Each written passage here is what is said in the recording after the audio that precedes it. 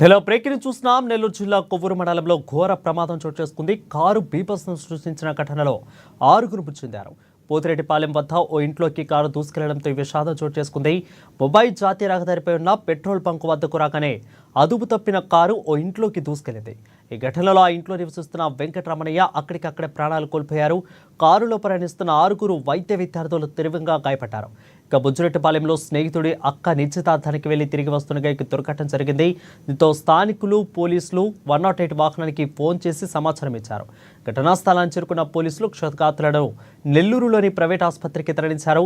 నెల్లూరులో చికిత్స పొందుతూ 5 వైద్య విద్యార్థులు సైతం ప్రాణాలు కోల్పోయారు. ఇక మృతులను జీవన్, విఘ్నేష్, నరేష్, అభిసాయి, అభిషేక్గా గుర్తించారు. మరో విద్యార్థి మౌనిత్ రెడ్డి పరిస్థితి నిలకడగా ఉందని వైద్యులు తెలిపారు. వీరంతా నెల్లూరు నారాయణ మెడికల్ కళాశాలలో మెడిసిన్ సెకండ్ ఇయర్ చదువుతున్నట్లు సమాచారం.